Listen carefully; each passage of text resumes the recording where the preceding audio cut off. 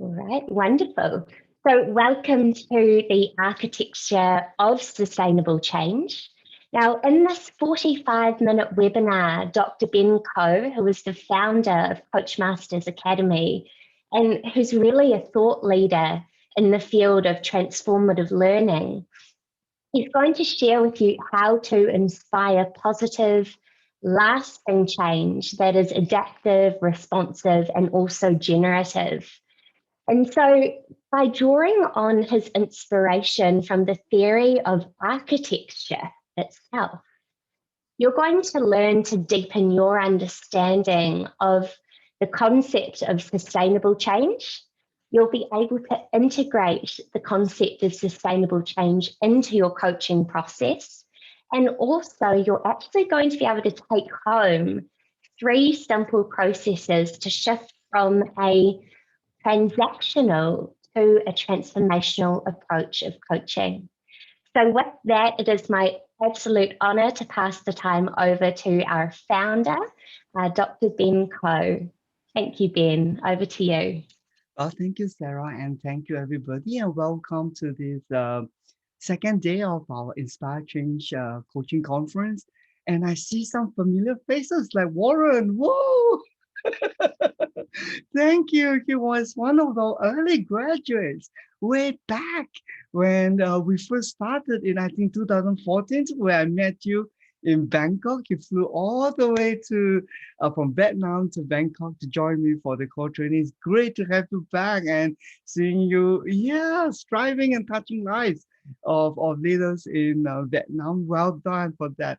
So isn't that exciting to be able to inspire change, make a difference, and open up new possibility?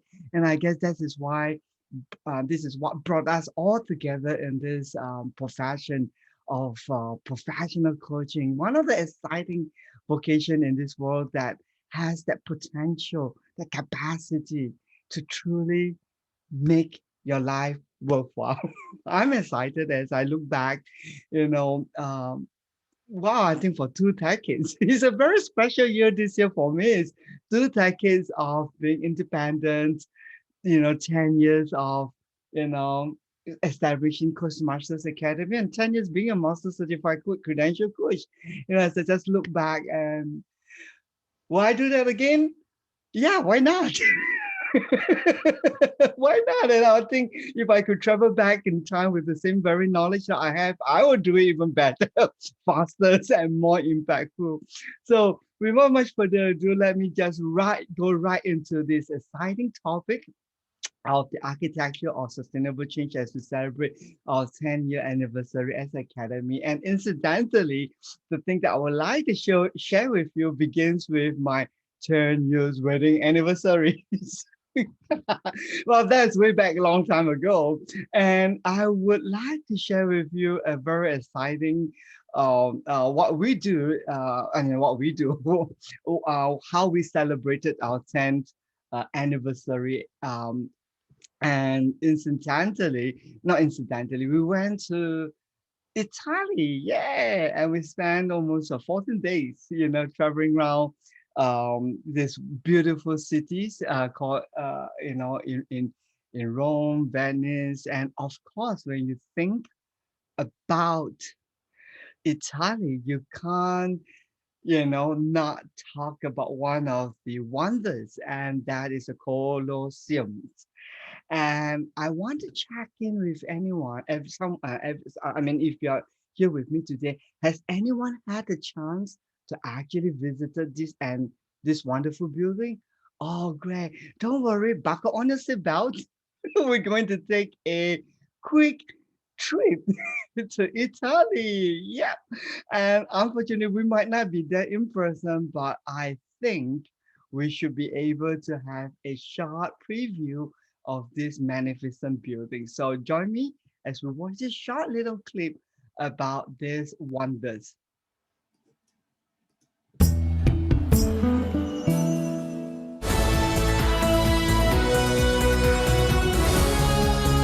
Stadiums all around the world are designed after this building, the Colosseum. Let's go check it out. This place is even more massive than I ever could have dreamed. I'm told that about 50 to 80,000 people were in this stadium, all cheering on their favorite gladiator. And the floor was made out of sand, and the sand was used to absorb the blood. So not only did the gladiators fight themselves to the death, there were animals involved, and they were all held down here under the arena, and they had trapdoors that would shoot them up onto the arena floor, and they would battle to the death. So I just got my cheap seats. I'm way up here, 4th level with all the women. That's where the women sat, and I figured that's a good place to sit, right? Back in the day, people would look out over this and they'd see chariots and all the old structures still intact. Today you see civilization, but it is still beautiful. It's crazy to think that this place has been around for 2,000 years and it still stands today right in the heart of Rome. The Colosseum definitely lived up to all my expectations and more. This place is a must-see. Yep, this place is a must-see. It was so awesome experience as we stepped into the building, and my mind just can't stop trying to imagine how is it like 2,000 years ago with all the gladiators and all the audience cheering and looking at what's happening below the stadium. But what really caught my attention is at the last part of what the narrators was telling us. He says, look out all the stadiums. And you actually see a modern world with civilization going out there alive with cars passing by and people walking, high-rise building. But yet on the other hand, when you look towards the other side, you begin to see the stadiums 2,000 years ago. And that was what dawned on to me at that moment, in this moment, as I'm thinking about the architecture of sustainable change, that is so magical that two different times coexist together. The modern world that is still moving and what has happened 2,000 years ago stood still, and there you are having a glimpse of what had happened. And the two times actually coincide together in one quantum physics space, the now moment. And it was with this that a thought dawned onto me, something about building. What about building? Well, that's the point that I want to share with you, and that building architecture has this amazing power to capture a point in time, and with careful preservations and restorations, is able to capture that moment and preserve it through generations.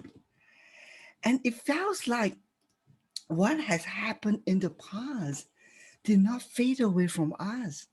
His very essence of what it represents continue to remain as the world move on. And it was with this thought that I started to think, wow, isn't that what we want? The ability to be able to hold something still and not erode away while things move on. And isn't that what we as professional coaches desire to offer to our clients? The change that they're committed to during the coaching conversations will remain in them, irregardless of what happens to them externally, because the situation around them will keep on changing and evolving. And what we want is the change that they honors inside remains steadfast, that it will stood the test of time and not get eroded away. Isn't that marvelous?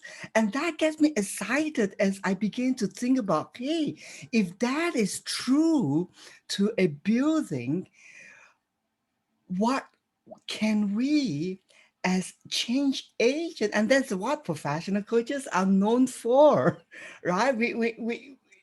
We are agent of change. We are the catalyst of change. We are the crystallization of change or catapult of change. Whatever that you can say, we are here to bring about deep change. How can we, as change agent, learn by applying the theory of architect to allow us to create lasting change? So as you take a look at the pictures on the left are all this wonderful architect. Well, I just remember Joyce is from architectural industry. She will have a lot to comment on later. But this architectural facade, this architectural design will continue to perceive on through generation to come, remembering the world, the generation to come about what it represents in this 21st century. So with this question in mind, I would like to humbly, offer a couple of insights, thought, principles for you to reflect upon as you step into this wonderful journey of inspiring positive change. And what I hope is that this will bring deep nutrients to the root.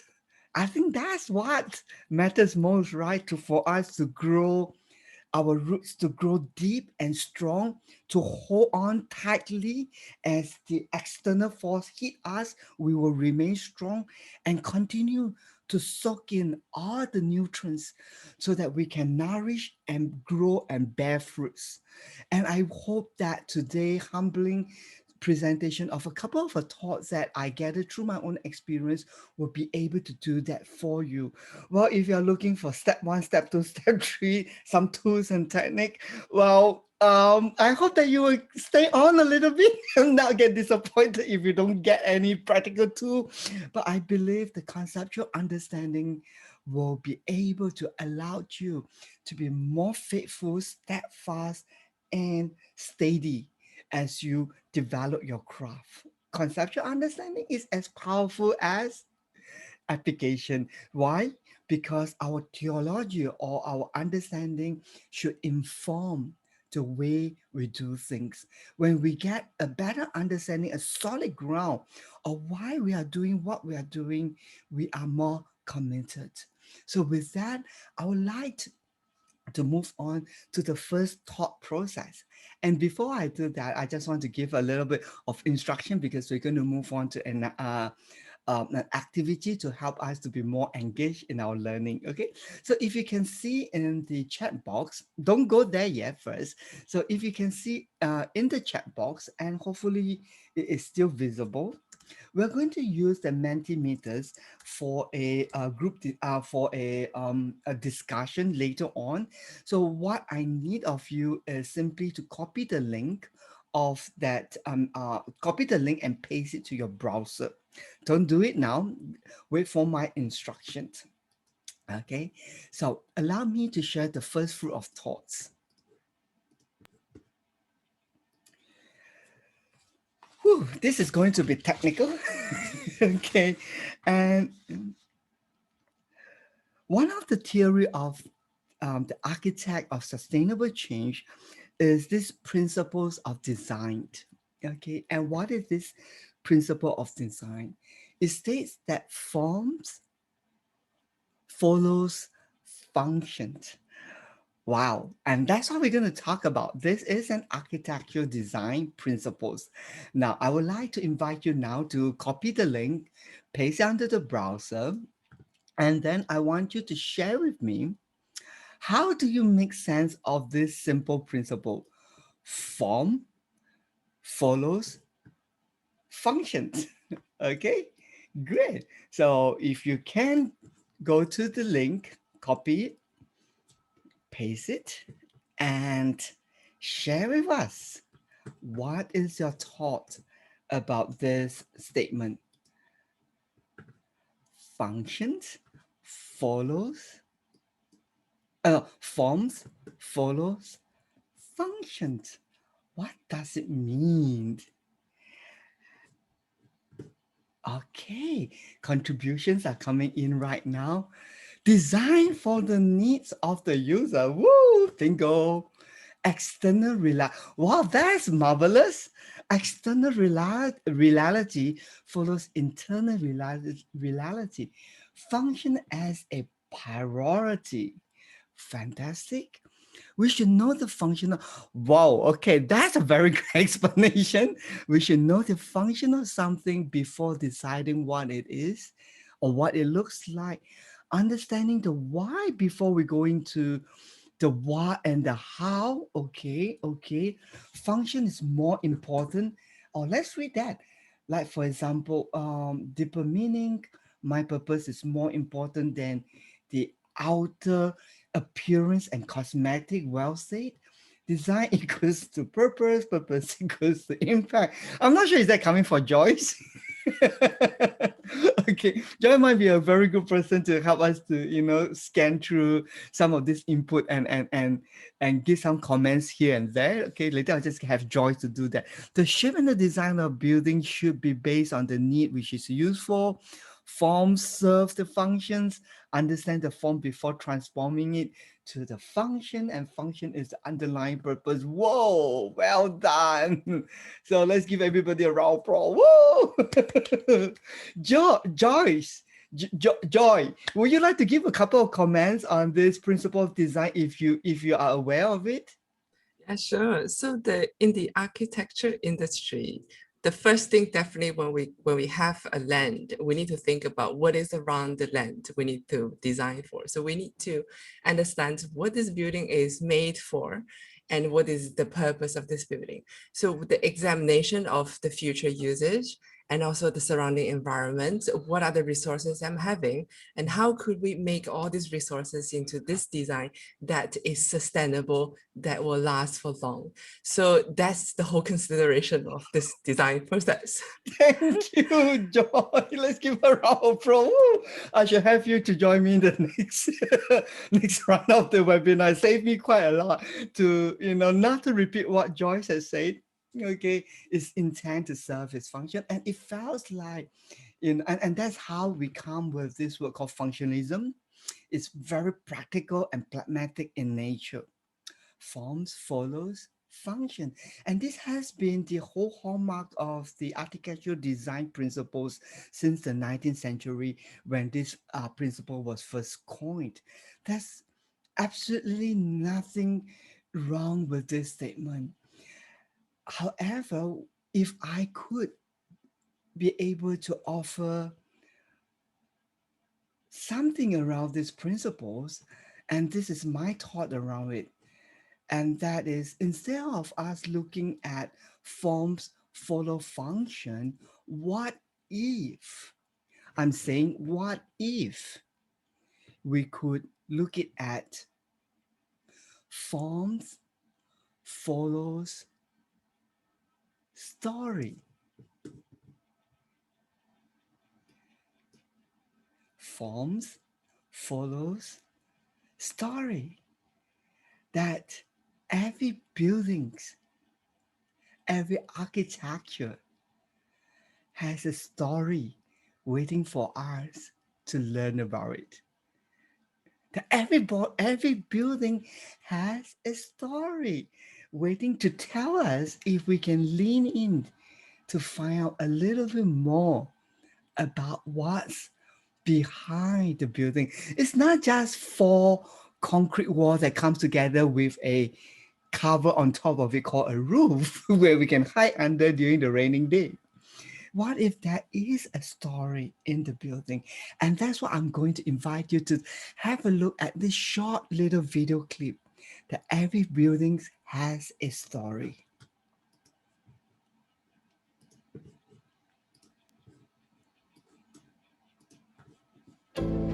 Every building has a story. For some, that story is short. For heritage buildings, that story is longer. deeper Richer.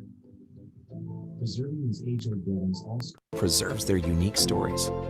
That story may be cultural, the history of Canada's art and music and dance. For others, The story may be one of trade and commerce and political will. Still, others document our faith in the complexity of our past. Preserving our heritage buildings is an important investment in the present and future of our nation. Restoration and preservation can revitalize neighborhoods, create jobs, and attract tourism. It keeps our communities vibrant and alive. Heritage buildings can bring communities together and act as social and cultural hubs, and create inspirational workplaces for makers and doers. Ecclesiastical Insurance has been working to protect our heritage for more than 130 years. We've used this time to learn how to help protect heritage buildings from damage and to carefully restore them should a catastrophe occur. Because we understand the role these buildings play, and we are fascinated by the stories they tell.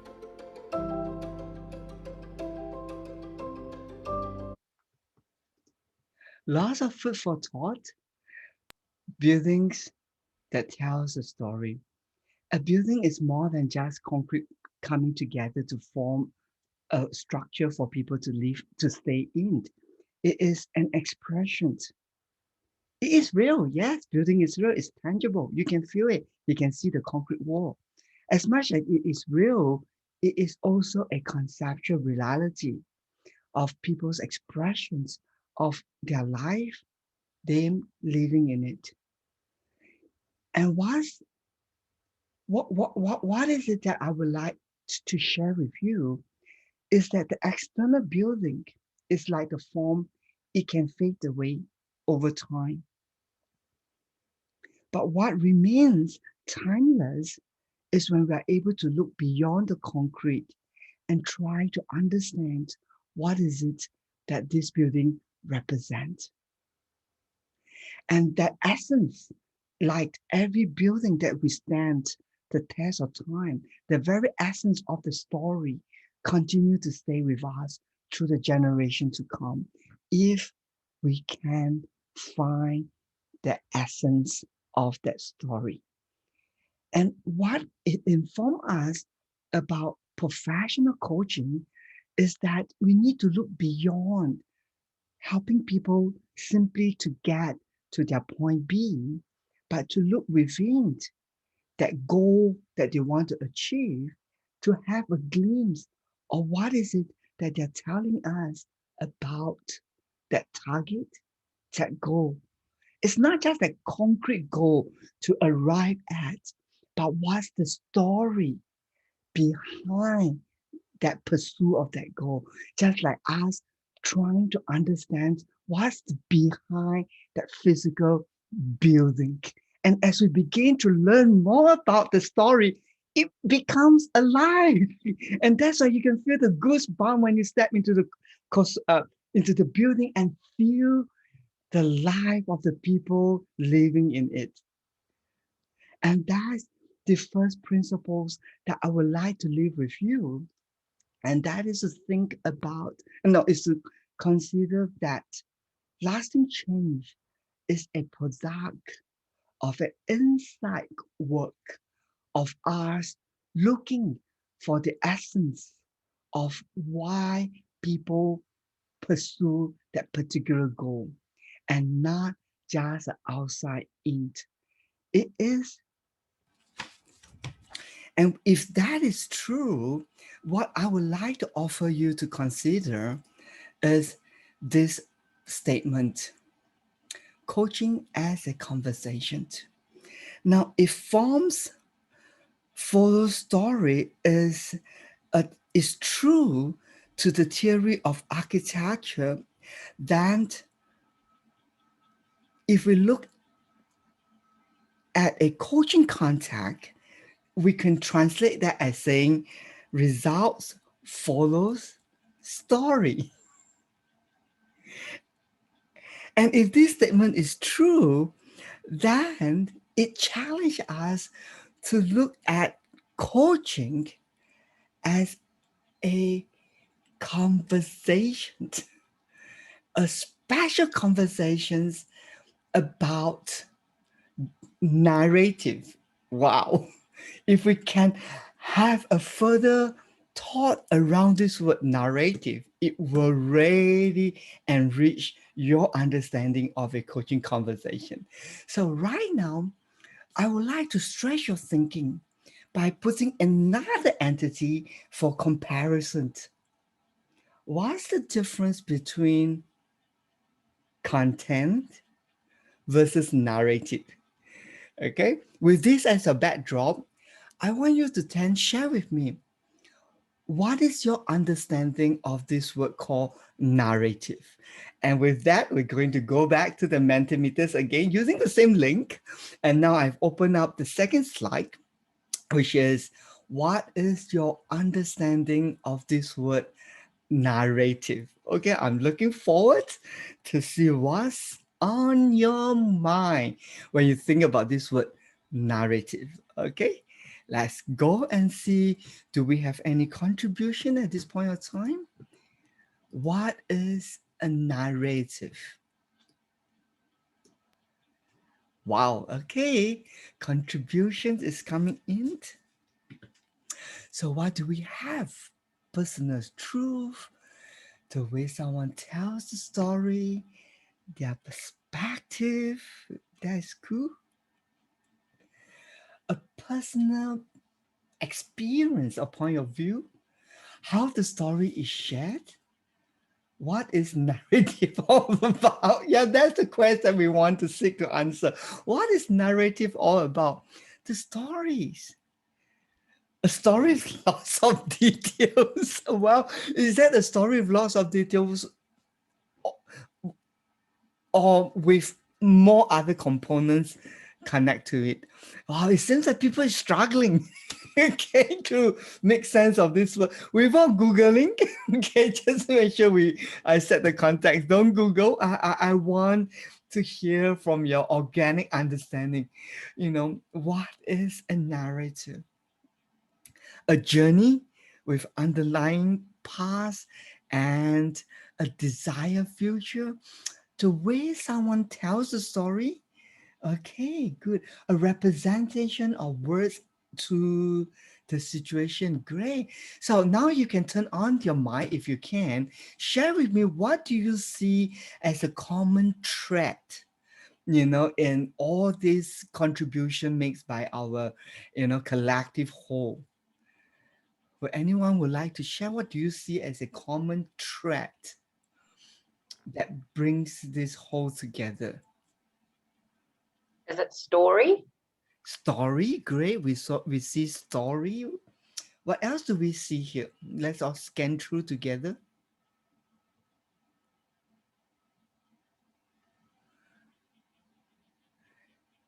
Any other threads? Ivan, will you be able to offer a couple of thoughts here as to what are some of the common threads that you see? Maybe Joyce too, if you can help to scan through and share a couple of them. We have stories. Any? Then it's probably a story of something that happened in the past, a Okay. history.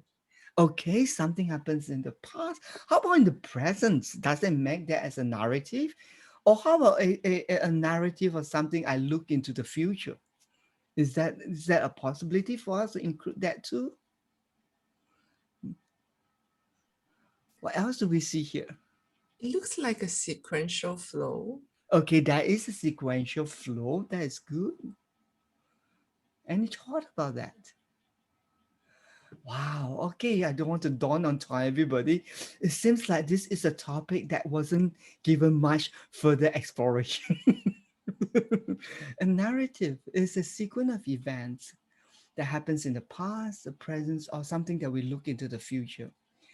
A sequence of events that portray something, not just what has happened.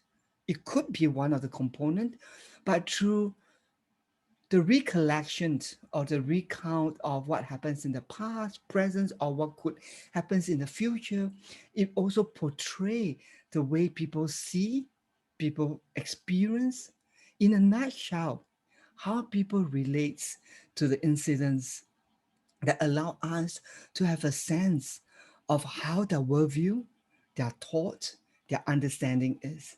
And all these are all captured in this form called narrative.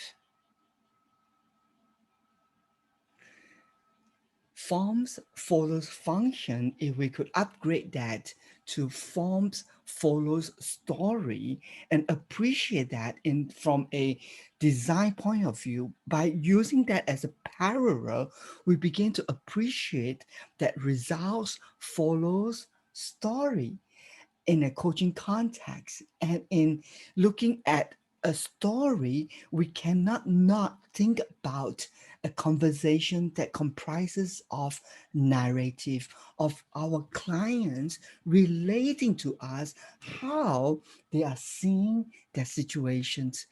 And what I would like to suggest here is that in order for change, we have established one principle, is that change is a result or the byproduct of an inside work. How is this inside work relates to the concept of seeing coaching as a conversation of a story that talks about narrative? It requires us as coaches to learn to be curious. Isn't that funny? To learn to be curious. Well, it's not funny. Okay, there are things that we forget as we become an adult. One of the things I like to share is dreams. Well, I'm not talking about the literal dreams as you're dreaming at night. We're talking about the dreams. Now, when you look at little children, when they're playing games, they play as this, that I'm a princess. And, my daughter dreamed to be what she dreamed to be. She dreamed to be a cook. And we had a helper, and she always say the helper is her assistant. And then she will literally order her to kind of cut I love to eat fruit salad. She will order her assistant to cut the fruits and kind of like, and give her instruction of putting the yogurt, stir the yogurt, and then, you serve to the, to the customer. She literally believes that she is a chef. Okay. But what happened to us when we grew up as an adult? We stopped dreaming. Okay, but thanks to our mathematics teacher who teach us how to calculate, we calculate the risk more than anything else. Okay, we stop dreaming. We stop believing the possibility. We stop that. We literally forget about that. Do you understand what I'm trying to say here? That we as professional coach has to learn, seriously, we have to learn to be curious. Like the BBC reporter that goes to the front line to say, we demand the story. The story has to be reviewed and told to the world that this is the reality. We had to learn to be curious, to find out the story of our client more than anything else, in order for us to capture the essence of that expression of desire. That's the fruit of thoughts that I would like to offer you this morning as we ponder about coaching as a conversation, a special conversations that talks about a narrative.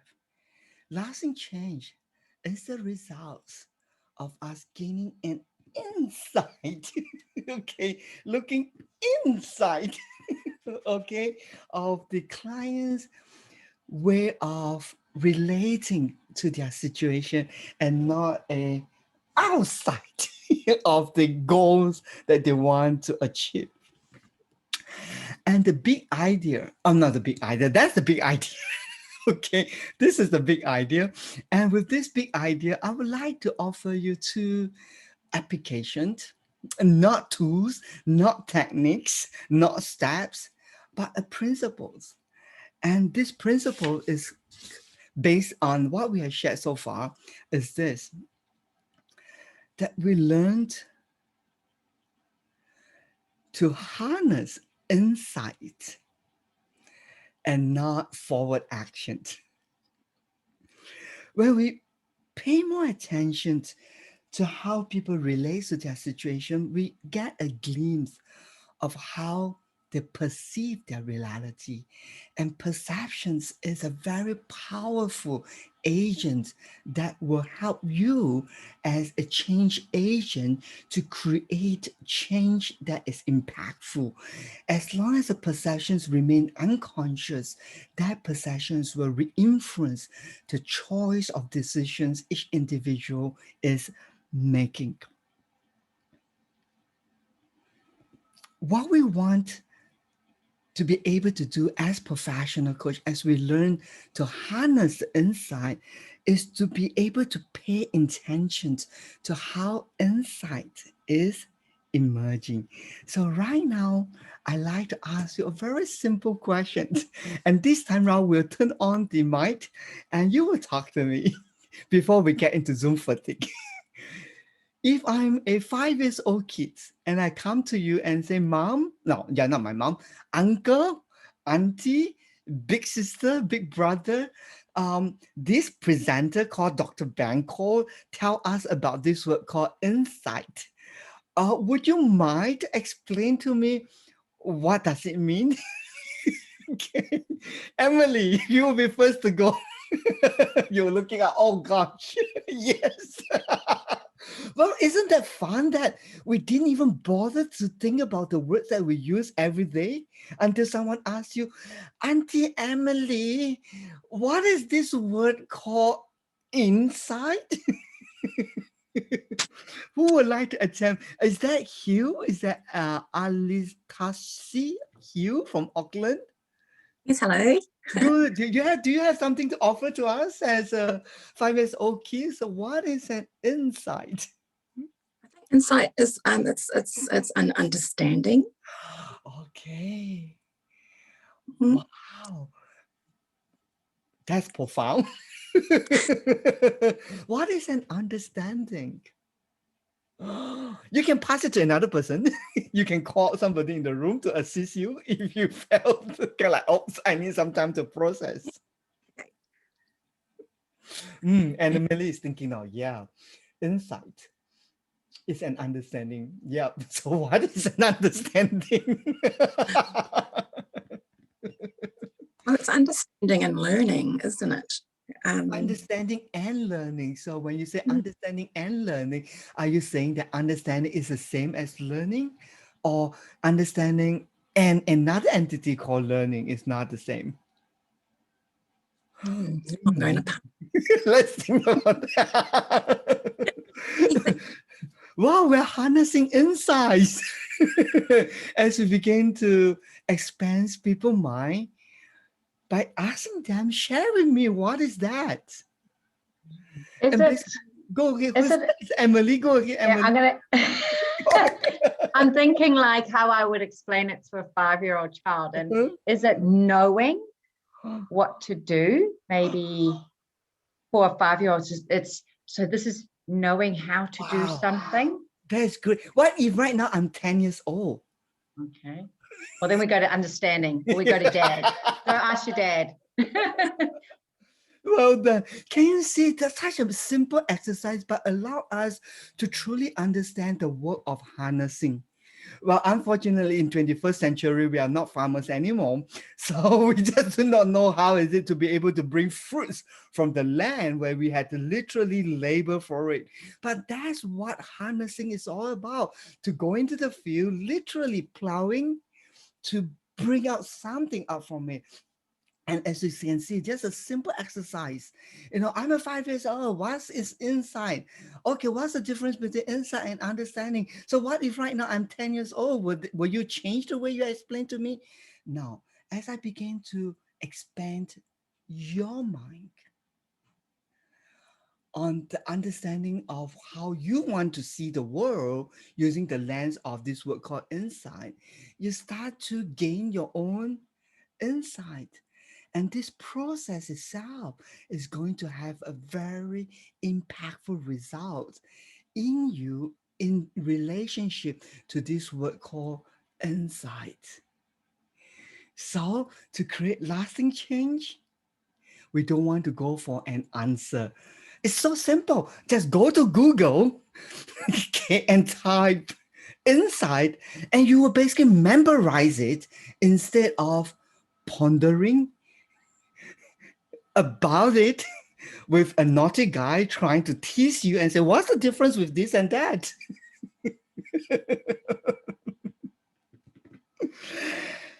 And what is so amazing is that every time when you have a new thinking or you start to see things differently, you start to experience an insight.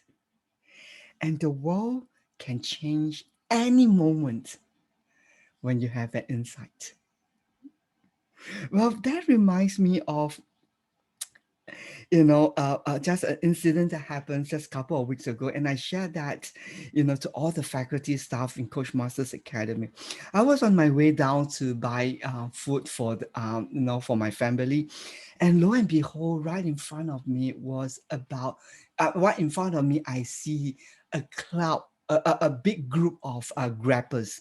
Now, grabbers are those people that wear in green color and they help to deliver meals to the family.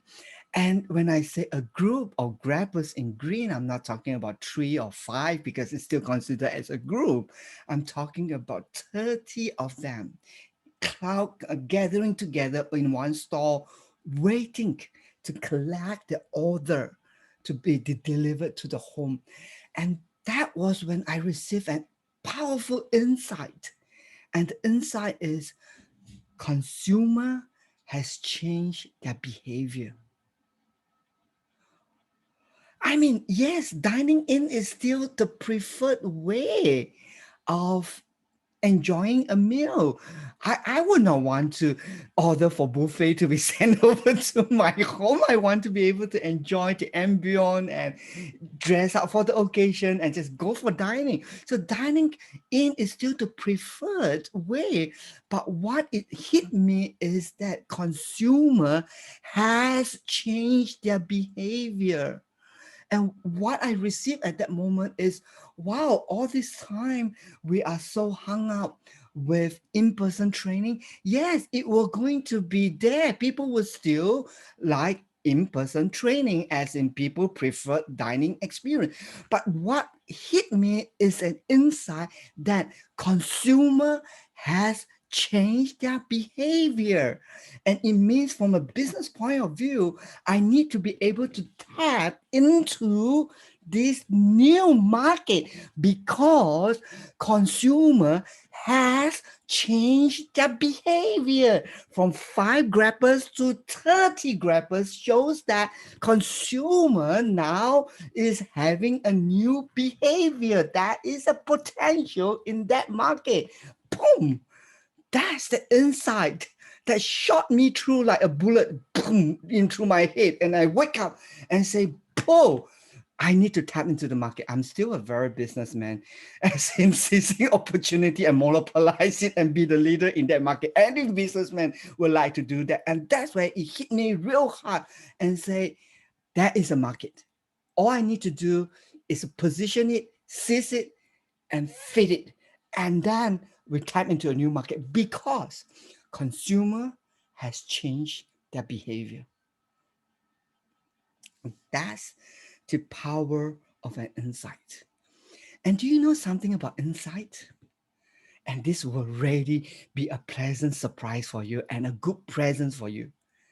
It is present at any moment. It is available for you at any given moment. And what you need to learn is not to grab it. Okay. I see professional coaches, grabbing insight as if they're milking a cow. I live in Kazakhstan, which is, influenced largely by Russian. We have this interesting saying that don't milk the cow until blood comes out. Literally. Awesome, right? But that's how I'm seeing professional coaches trying to do with insight, literally squeezing it out. What we need to learn is like catching a butterfly. Wow, by the way, that is a wrong phrasing. You don't catch a butterfly. Do you understand that? You don't catch a butterfly. You let the butterfly land on you. Have you go to the butterfly park or go to the gardens, go to places where you can find butterfly and just let it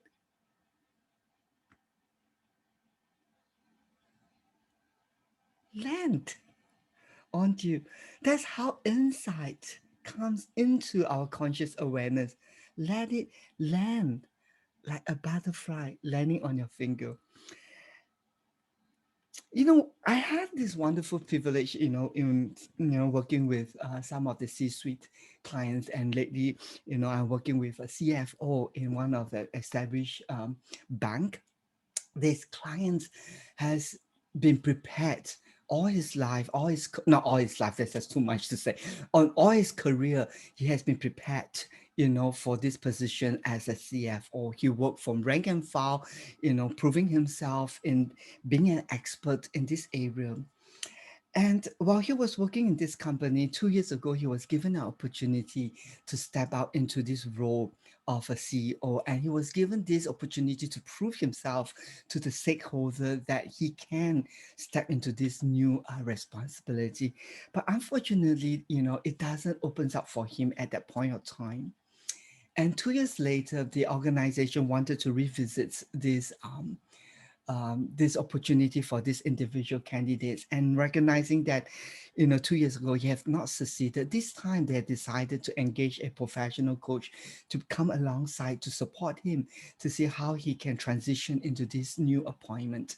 So I had the privilege of working with this client to help him to transition into this new responsibility. And in the second coaching conversation that we had, in the midst of the conversations, I asked the clients for this permission.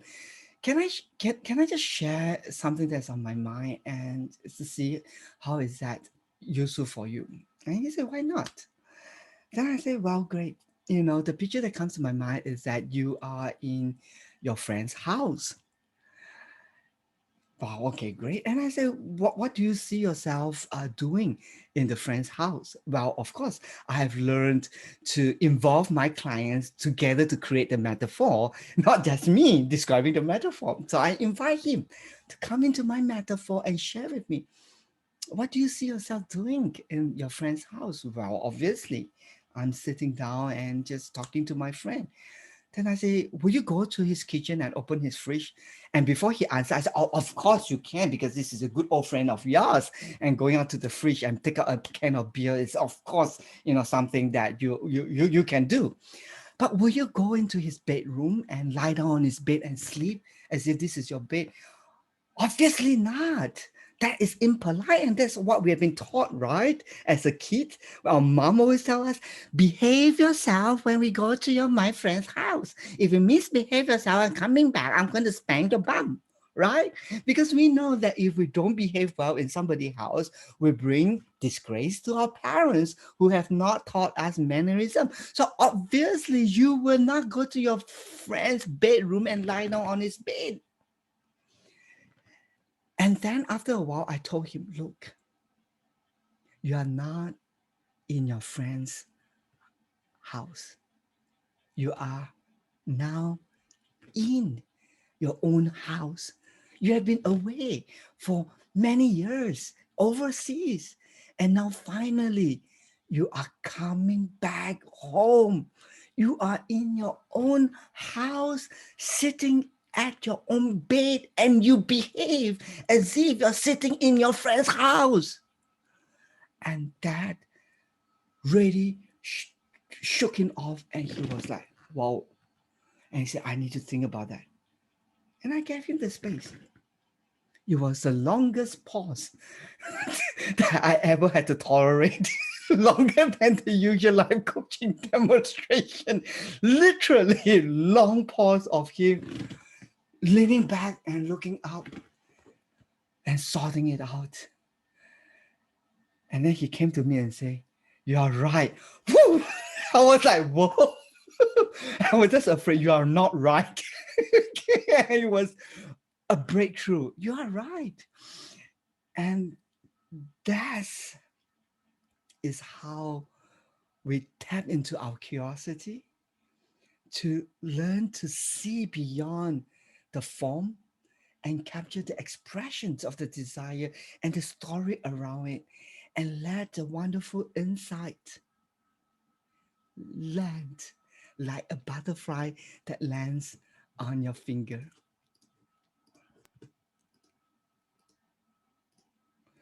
The key to create sustainable change is for us as professional coach to learn to shift the way of thinking for our clients.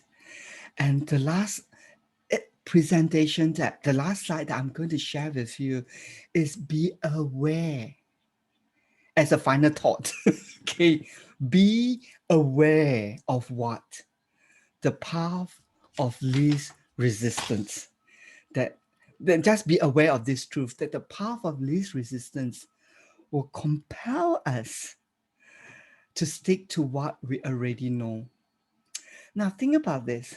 If you are an artist, you are a creative art individual. It only happens in a creative industry, okay? Like the artists, the singers, a craftsman, and painter.